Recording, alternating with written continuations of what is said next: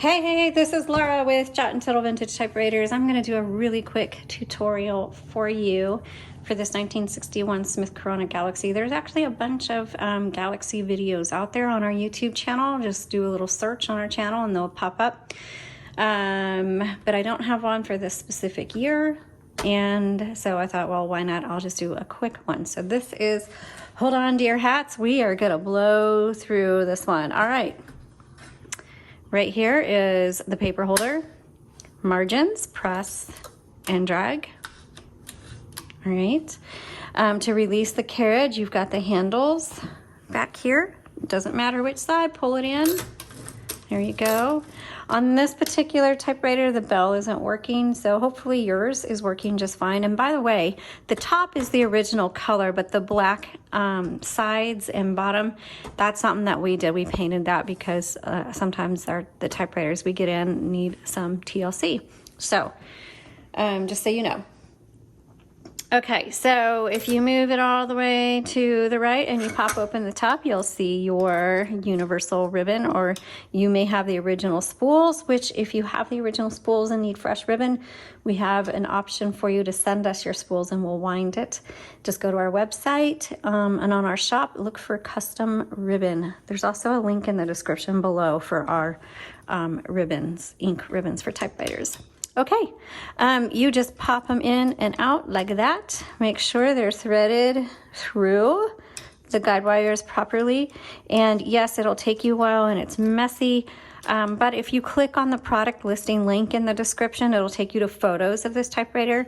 There'll be an up-close photo of this whole area, and then you can use it as a reference to make sure that your ribbon is loaded properly. Keep in mind that you have to kind of wiggle and jiggle that ribbon through little grooves and sometimes behind, below, above, to get it in. That's just the way it is. Okay, when you get to the end of the spool, it's not the end of the ink and the ribbon. That needs to be reversed. So to manually reverse your ribbon, right here. And it's just a teeny tiny nudge either direction. And so you should be able to reverse that ribbon many times before you need to change it out. Okay, up here is your paper release. And what that is, when you load your paper, and I've got ink on my hands.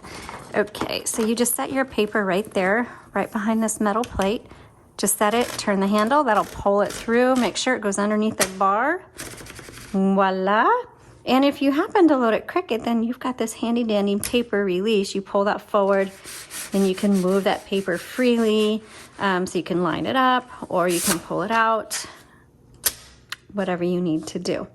Okay, so down here, we've got your color selector for your ink, which is red on the bottom, black on the top. That white in the middle, that's a stencil setting. It is not, you can't type on that. So if it happens to be on that setting, your typewriter is not going to work right.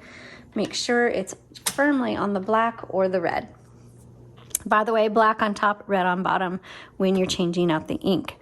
LMH, that just determines how hard these type bars are going to strike your paper.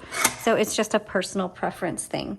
You have your backspace button, your shift lock, and to release the shift lock, you just press down on the shift again, and you can do it on either side. You also have a tab, and not very many people use tab, but if you want to use it, it's there. Okay, if you want to clear all your tabs, if you want to clear one tab, hold on, just hit CL right here, and that should have cleared it. If you want to clear all your tabs, you just hold this down while moving your carriage. I do it a couple times, and then that should have cleared it. Sure did. And then same thing, to set it, just press. Voila.